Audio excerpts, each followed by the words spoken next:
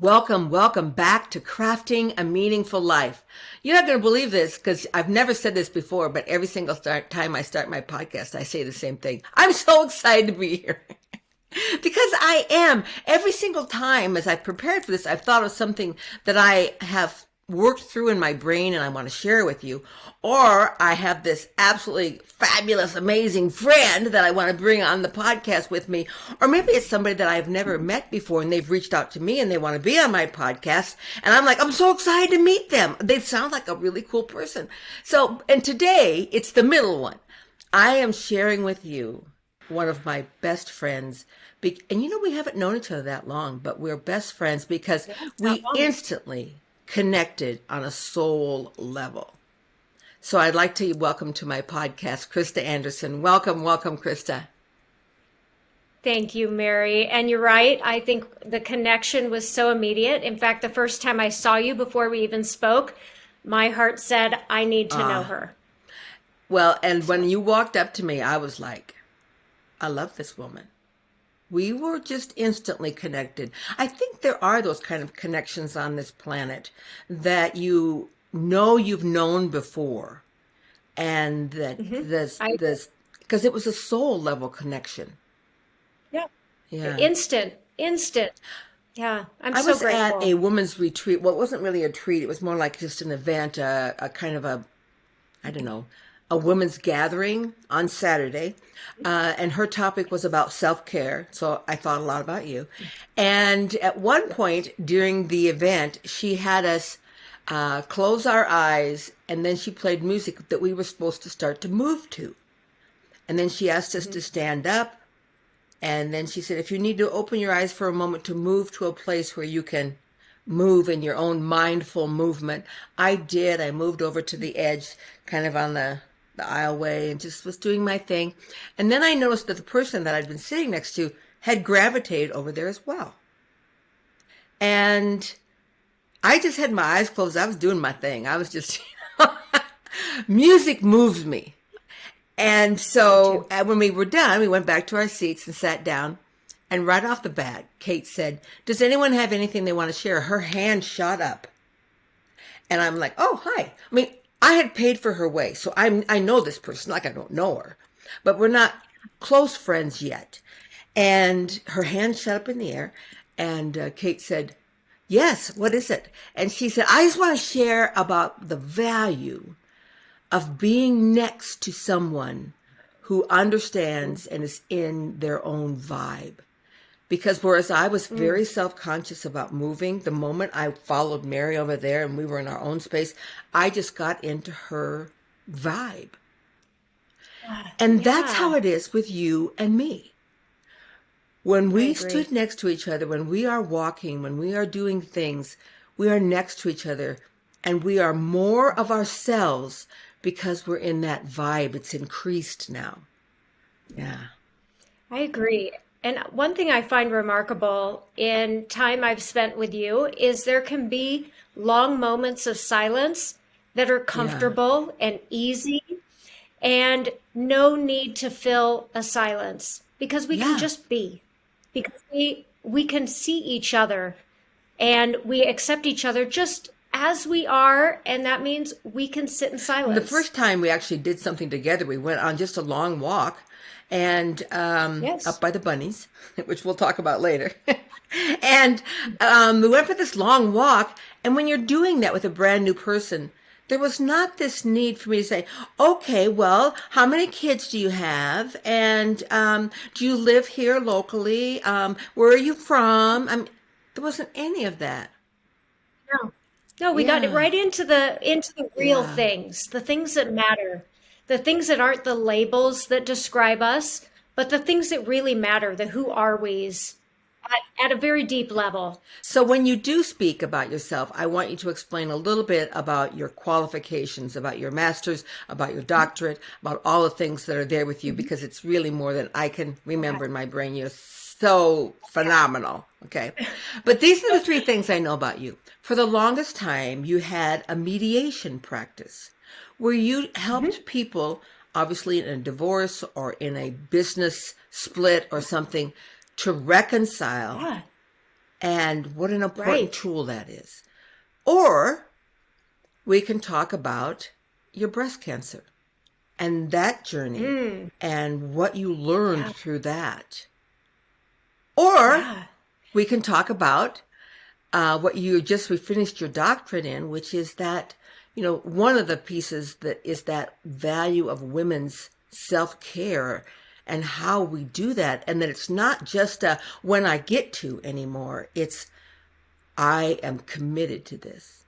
Or Right. lastly, we can talk about Abs- bunnies. So which one of those do you want to talk about? Can the bunnies fit with Yes, I all of love them? that. As long as there's bunnies Agreed. everywhere. Well, you know what? Let's start with the Okay. mediation because that comes before the breast cancer and Okay. the doctorate. So by way of introduction, I have my master's degree is in negotiation and conflict resolution. So I became a master mediator in Utah, working primarily with domestic cases, so lots of divorce or even contract issues, or in some cases, family dynamics, for instance, an aging parent. And the children are arguing over how the care of the parent is going to I happen never in the even thought future. about using mediation for that. Yeah. Brilliant. Well, Yeah. you think, right. I rather families fall apart over things related Yeah. to parents and money and estates. So if there can be somebody who can help navigate that conversation so that people can understand each other better, really mediation is all about coming to resolutions that are acceptable to everybody. It's not about a winning and losing. Often court is about who Yeah. wins and who loses. There's a judgment that's made in favor of somebody, which means if it's in favor of one person, it's not in favor of the other. So it's a win-lose. What we're trying to do is, for myself as a mediator, is create win-wins and help people understand that they're transitioning from one state to another. Maybe that's from a marriage relationship, an intimate relationship, into a co-parenting relationship. So it's transitions. How do we make healthy transitions in our relationships? So that was my master's degree. And then my doctorate is in interdisciplinary leadership. So it's through the schools of education. And my research was all on women professionals and self care and how self care affects work family Yeah. satisfaction. And we can get into the weeds on that because those findings are really important. And it all ties together as well with my breast cancer journey because I was diagnosed with breast cancer after I'd finished my doctorate coursework, but I was beginning my Wow. dissertation and I was really refining this concept of self care. And I was terrible at it. And I was faced with this irony suddenly that I'm going to be going through some really intensive treatment. I'm going to be very sick. And this is going to be very stressful. How do I take care of myself through this Yeah. journey? So it was an exercise in irony of I'm a woman professional, I have a husband, I have children, now I have cancer. How am I going to self care in a way that's going to be meaningful, not only for my health, but for the satisfaction I can feel at work and So at those home? women who are listening, who are thinking that they don't have time for self-care because they work 8 hours a day and they have a family, just add on top of that, and now I have cancer, and I not only have a Right. work, but I have cancer, I have family, and I'm trying Yeah. to get my doctorate. Mhm. I can't even imagine how you coordinate all that to have self-care be part of it. The self-care became it changed the view I had of self-care. Originally, when somebody would say self-care, I would envision these memes on social media of candles and bubble Getting baths and my little cucumbers manicure done. Yeah. manicure. And I thought, I don't have time Yeah. to do those things. I don't have time to go to the spa. And as I really began to understand self-care, I found that self-care was Yeah. not those things. It could be, but primarily it wasn't. Self care for me became these quiet moments. It became meditating, even if it was for 5 minutes, taking time to see a therapist and read a good book, just pieces that I thought were luxuries And I realized, no, this is a practice. These aren't optional. I need to give myself permission to do these things Yeah. because as women, how often do we sacrifice our time, our energy, and always put ourselves last? I think about all the moms, myself included, when you have little kids, you eat last. Everybody's done eating and you're just eating what's left on all of the And you kids' will eat the plates. burnt toast. Exactly. You will eat all of the burnt things and you'll eat the things last because you put all that effort into everybody except Yeah. yourself. So that has been something as I've realized that really isn't what self-care is about. It is not about putting Yeah. yourself last and wearing the big badge of honor that says I'm exhausted all the time and feeling great because you're so tired and everybody can say to you, I just don't know how you do it. And you say, well, I've just burned myself to the ground. Isn't that wonderful?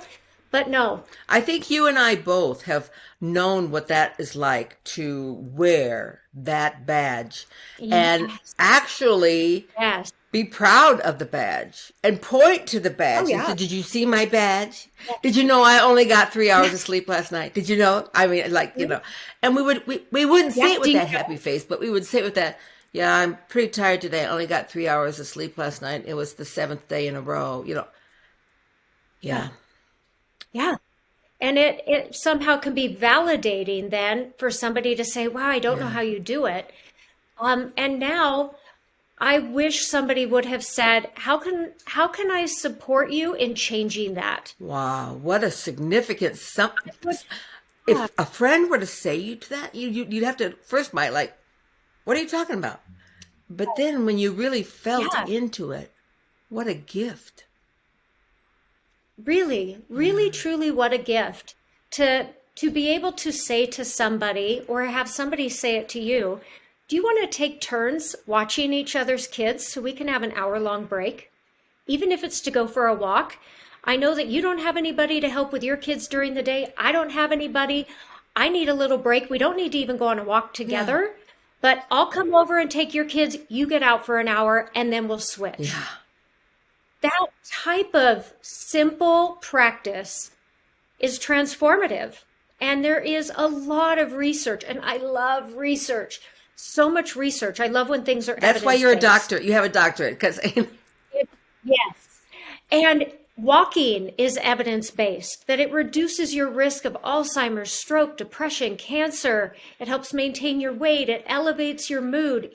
So self-care for me is often walking. And if I'm feeling stressed, I can go for a walk. I can put on a podcast or I can be silent with myself and look around and see what's outside of me. How often do we walk with our head down and we don't even see the scenery? So it's opening our minds up to see new points of view, but supporting each other in a different way so that we can care for ourselves. yeah. I often think we don't have permission and we don't give ourselves permission to put ourselves first. Permission is a key word, and I'm glad you brought that up because we always feel like society has granted us permission to put ourselves last. It may Oh, be yeah. our family, it may be our husband, it may be generational things of what has been done in the past in your female role that you need someone's permission. And the only person Yes. that really can give you that permission is you. Yeah. Right. For me, it took having cancer Wow. to do that. And that is a hard pill to swallow. And I hope that's not what it takes for other people. But sometimes something really catastrophic or really difficult that has to burn down the old way of thinking to rise up something new. And for me, it was cancer. Suddenly, my body said, you don't have a choice. You need to Yeah. self-care.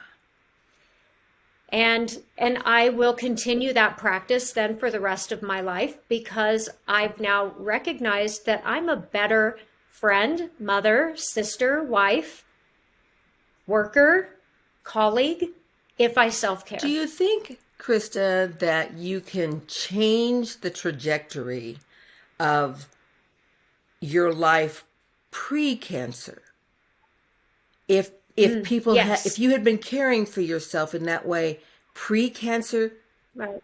Is it, does it have that much power to change the trajectory? Okay. Absolutely. I have a great therapist who I've seen for many, many years. And when I began seeing him and I explained to him my family dynamic, and I told him about my mother who had cancer and passed away in her early 40s, and how she worked all through her cancer treatment. And my therapist said, wow, that really set an example for you that it doesn't matter how bad something is, you just keep your head down and you work. And then he said, is it working for you? No, it wasn't working for me. But the modeling that we show others, our children and others, is had I had self-care modeled to me, I think I would have been more open to it earlier in my life. And research shows, and this was part of my doctoral research, that having a mentor who models self-care exponentially shortens the curve of learning and accepting self-care in your life. So if somebody in their workplace has a mentor, and I'm such a fan of mentorship, has a mentor who is more experienced, maybe older, who says self-care is a critical part of your career experience so that you can have happiness at home and work. Because we know that when you're happy at work, it spills into home. And when you're happy at home, it spills into work. Absolutely. So if we are able to have somebody who is a professional that we admire, or maybe a mentor, a matriarch, a patriarch in our family that we admire, who tells us that this is something we should do, then I don't think we have to have a catastrophic event for it to become important. We don't need the death of somebody that we love, or cancer, or a divorce to force us to take care of ourselves. And I think you're right that that's the typical MO of people who shift to self-care, is that they've had a traumatic event in their life. And I think that's our message to all of the listeners today, is that you don't have to do that.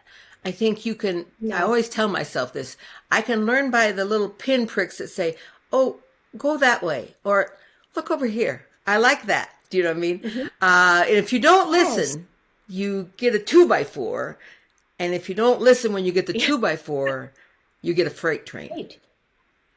Exactly. And I had the freight train, and I think the signs were there all along that I should be doing things to care for myself. And I would say, well, I do go to therapy, and that definitely has been a major part of my self-care. But I need to take it further than that. And so I do many things for self-care. And like I said, walking is my number one. Going and seeing the bunnies was a huge part of my self-care practice. And now I really want bunnies living in my house. We just talked about before we went on air that we think we're each going to get bunnies. Yes, we could have bunny play dates, and it would be so lovely. Bunny play dates! Oh my gosh, I love that idea. You and me can talk. The bunnies can play. Eat their little lettuce. It's magical. Yes. Okay, done. Bunny play dates. I'm in. 100%. So, there's this beautiful cemetery that has bunny rabbits that inhabit the cemetery. And you can go up there and sit in this peaceful, beautiful space. And I love cemeteries because they're full of stories. And I can imagine the stories. You see the name on the gravestone, and it has a dash between the dates of birth and death. And I think, what does that represent? Who are the loves and the lives and the losses and the tragedies and triumphs? And what are all those things that represents?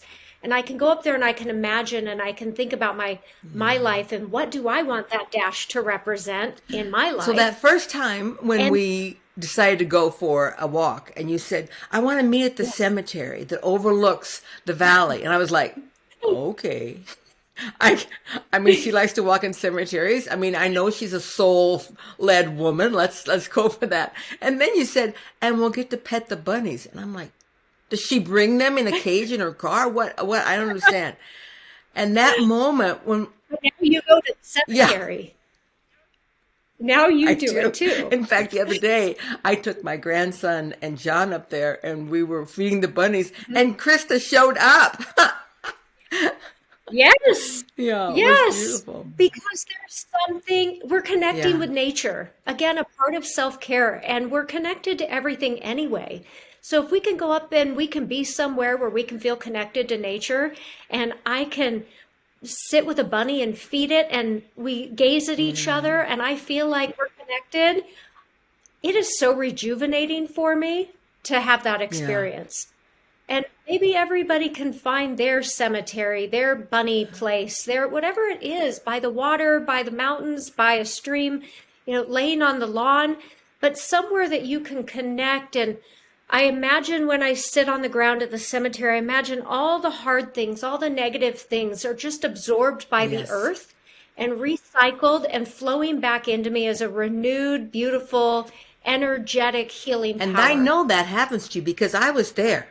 And you always carry this air about you of peace and calm.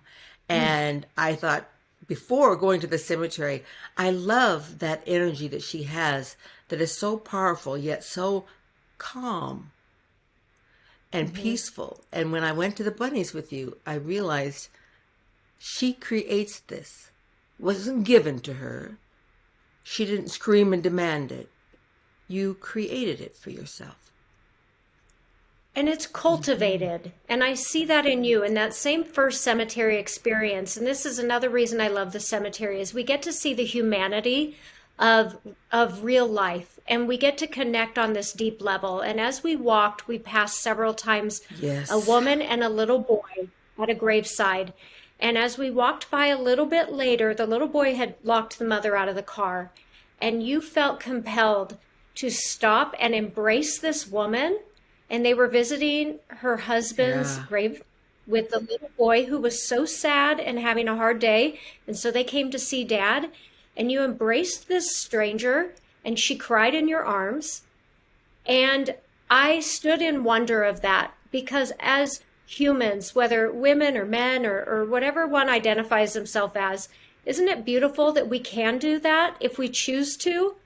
And it's a choice, and that we can cultivate that inner love toward others by loving ourselves and accepting I ourselves. think in that situation, Krista, what I have learned about responding to people's needs, even people that I don't know, that if my mind is racing 90 miles an hour, and of course now you have to say more than 90 because a lot of people drive 90, but when it's racing 200 miles an hour, that I'm unable to see humanity around me. And I always try Right. and slow so that I can see humanity. And that day with you in the cemetery walking with the bunnies, my energy was so peaceful and slow that when I saw her, I could step into her to heal. Yeah. Yeah. And I wonder the ripples, when we make a drop in a lake that's calm and the ripples that flow out, I wonder for her, what did that look like for her over the next 5 days? What were those ripples of that human contact, of being seen and heard and loved and comforted? How did that ripple out in every other aspect of her life over those days? And it could have totally transformed something, and that's what we don't know. And I see as I look at my mediation practice and people tell me their story, and in mediation, I often go from a room with one Oh, sure. partner Back to the and room forth. with the Yeah. other partner, back and forth. And I'm hearing these two stories. And I'm hearing one story, and then I'm hearing a totally different story about the same experience. And thinking, wow, they do not see this experience the Yeah. same as each other at all. If I didn't know they were together, I would think they were describing completely different things. Yeah. And often people don't know how the other one really feels because we don't show it and we don't express it, and we don't use the right words for all of those things, so we don't understand Yeah. one another. And the ripples are tidal waves instead of these more beautiful things like what we experienced at the Yeah. cemetery.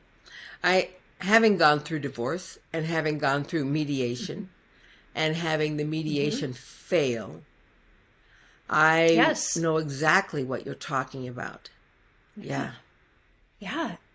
I had one experience I'll never forget. I was mediating a couple who had been married a very long time, 40 years or more. And I spoke to her and she said, I really don't want this. I'm agreeing to this divorce because it's what he wants. And I believe he wants a divorce because he said these things to Ah, me. And then I talked to him and he said, I'm just doing this because she wants it. I don't want this divorce. I'm so sad about it. And I was like, wow. okay, we need to Yeah. stop because is there a way, would you guys agree to be in the same room together for a little while and we can talk about That's this? crazy.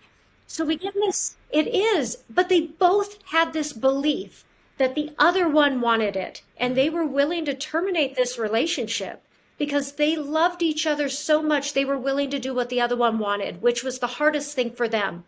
And when we got back in the same room together, and I said, I had permission to say, she doesn't want this. He doesn't want this. How can we reconcile? How can we heal this instead?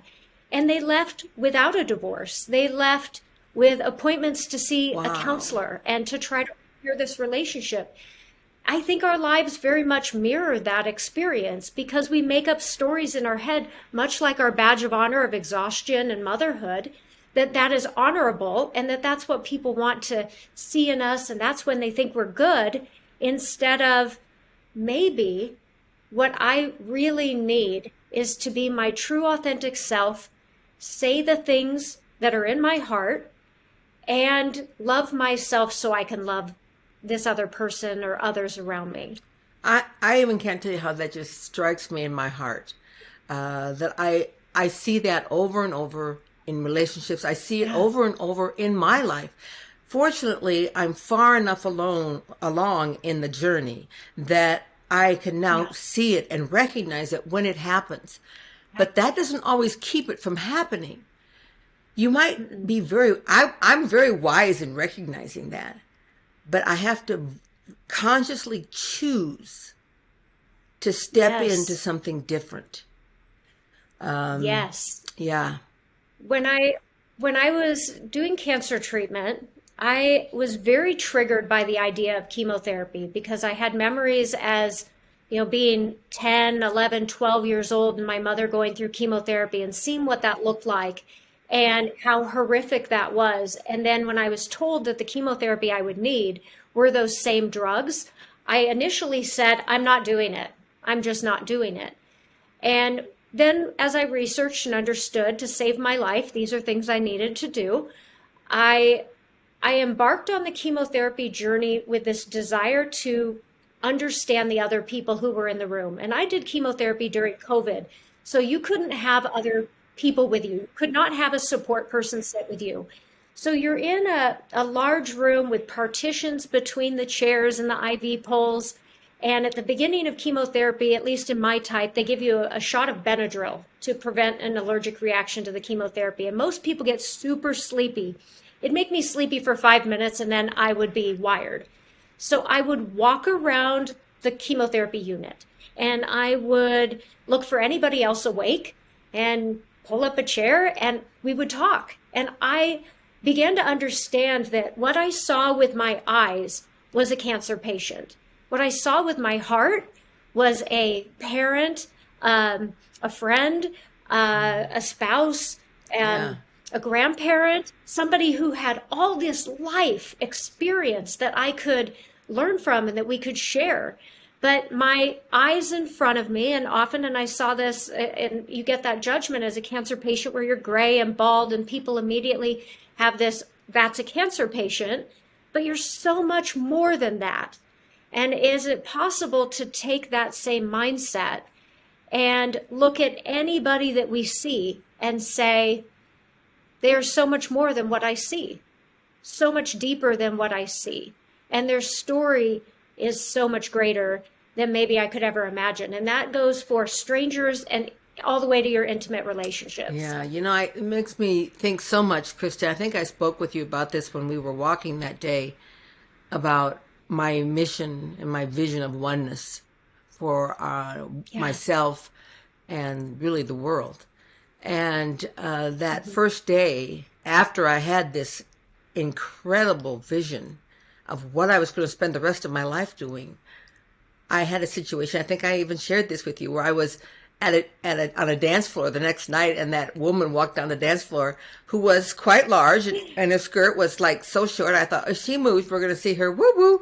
And I thought to myself, I wonder if she looked in the mirror before she walked out at the house. And immediately I went, because it was right in my face that this was not about oneness. This was not seeing her as me and me as her. Yeah. This was separating us in the exact opposite of what I had just committed to the day before. And it was a profound experience, just that small thing, to realize that our judgments, the physical perception that our eyes see, keep us from being one. And that's just what you did. You did not want to distance yourself from these people who were cancer patients. I'm a cancer patient, but I'm really not like them. Into embracing them and to finding out how much you had in common rather than how separate you are. Incredible. And how deep these relationships can be if we're willing to be open to possibilities.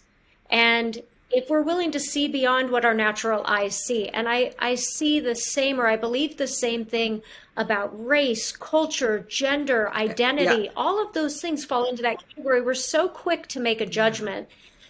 But our judgments all come from the lens that we come from. You know, where did we grow up? What religion were we? What were our parents like? What is our conflict style? We all have a lens that we look through. So my biggest practice of trying to see people for who they are outside my natural eyes takes place when I'm driving, and it looks like this.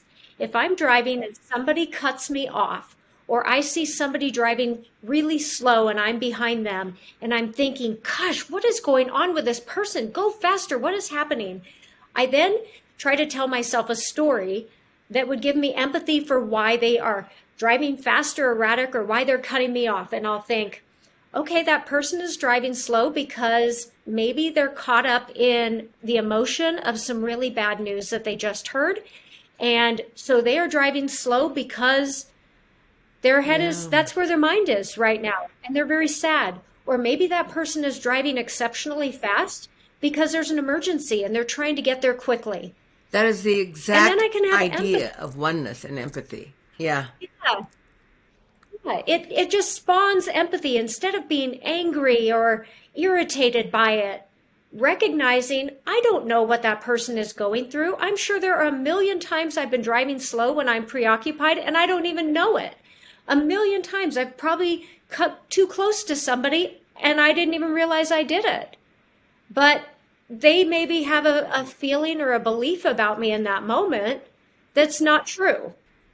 And same with me to them. You know, I can think about times when people have like honked at me or flipped me off on the road, and I'm like, did I do something that upset with them? Because I was so caught up in my own world that, I mean, like, did I change lanes in front of them? I don't know what I did.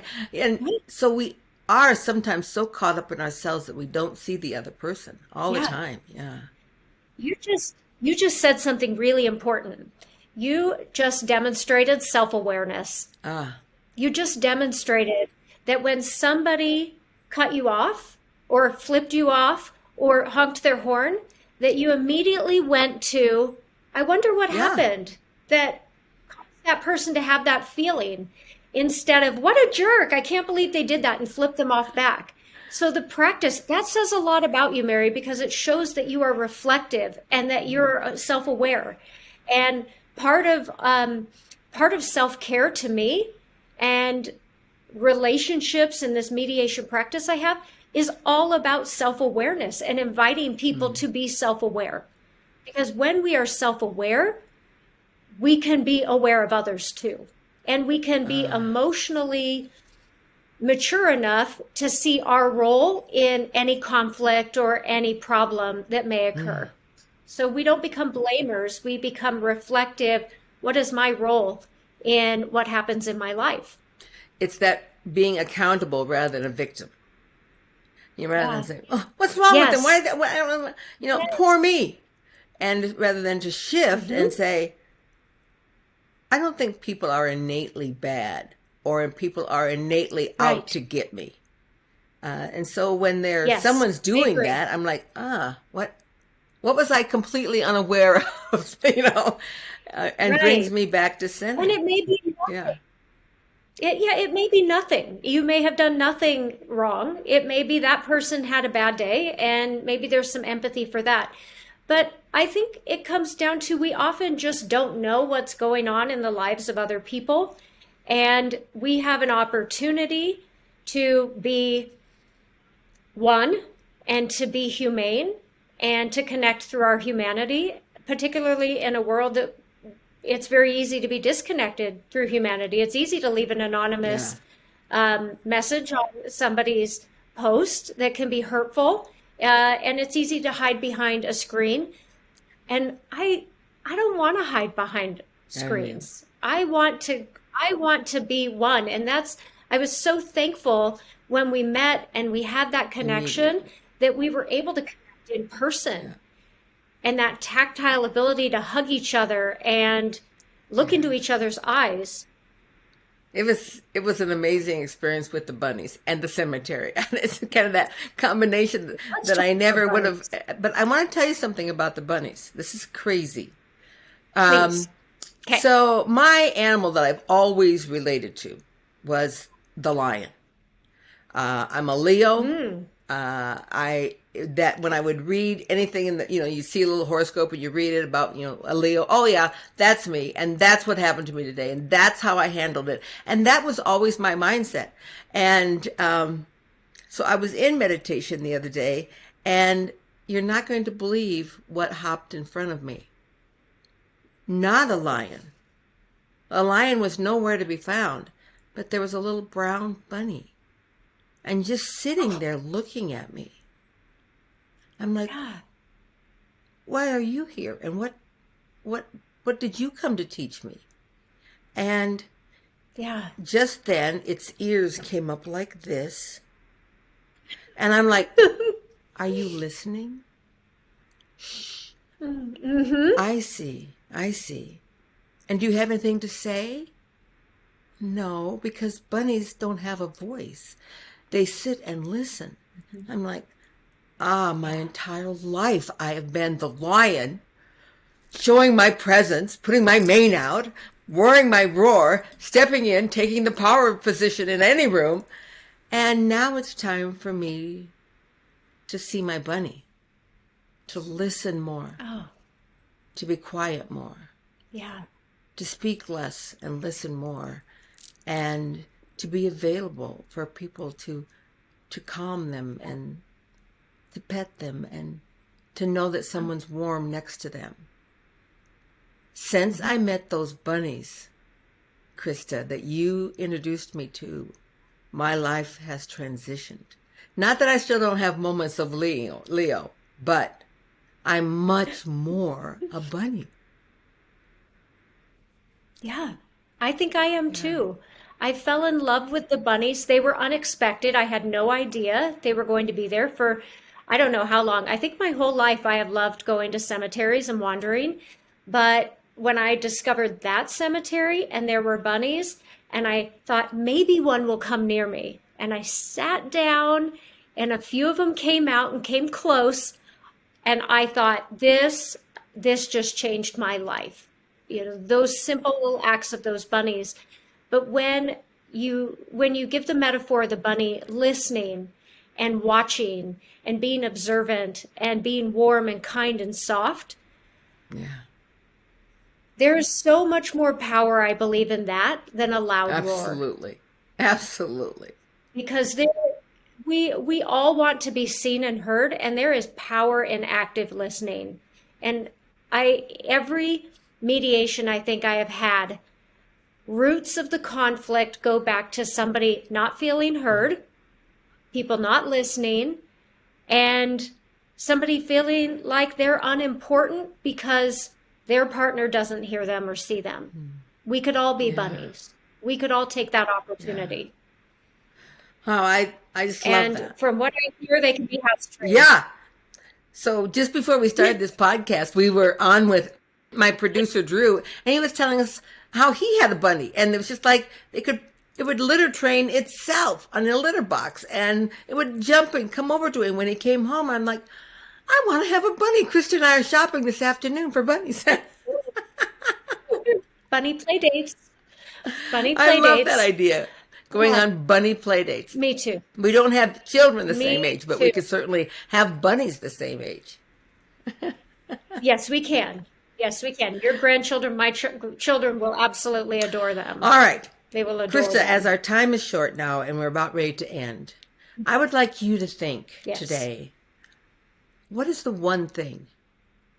What's the one last message you would like to leave with these women and a few good men who listen?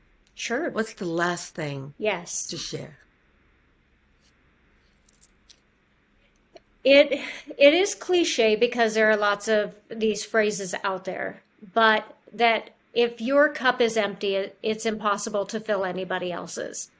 And as you think about self-care, and do I have time for that? And who are the people in my life who may support me in engaging in a self-care practice, to dig deep on that and make it a practice, not a luxury, not something that somebody says to you, hey, maybe take a break this week and go do something nice for yourself, but to create a practice. And even if it means starting out small, 5 minutes of quiet meditation, maybe getting up a few minutes earlier, staying up a couple minutes later, taking 30 minutes to eat an orange and savoring every texture and flavor and burst of every piece of pulp and thinking about that. And then in those spaces, begin thinking about what you're thinking about. We're the only creatures on the planet who can think about our thoughts. And think about, when I am quiet, when I do something for myself, how does that change my thoughts? How does that change my daily life and my satisfaction with myself, my partner, my children, my coworkers? And go inside and begin thinking about what you think about. You might be surprised. I thank you. That's such a beautiful thought to end on. I don't think we can ever shout that mantra enough, that self-care is where it starts. And I was doing an exercise one time in a women's deal where they had us put our right hand out to give. My hand was outstretched and I was just like pouring all this out. And then they said, now put out your left hand to receive. And my arm was stuck to my body. I could not get it to go out. And so then I just sat there and processed that. And then I just began to reach it out and to see that you don't have a full circle unless they're both outstretched and they're both coming and going and they're receiving. Otherwise, you have half of a circle. Right. And this hand eventually cannot hold itself up even. So it's been a journey for me to understand this. And I appreciate you sharing your journey with our listeners and giving them a safe place, giving them permission to give themselves permission to take care of you. Thank you. Yes. Thanks for being with us, Thank you, Krista. Mary. You are amazing. Now, at the end of the podcast, as all of you know, that there's a link to her website so you can learn more about Krista and her profound wisdom. And thank you so much, Krista. Mwah.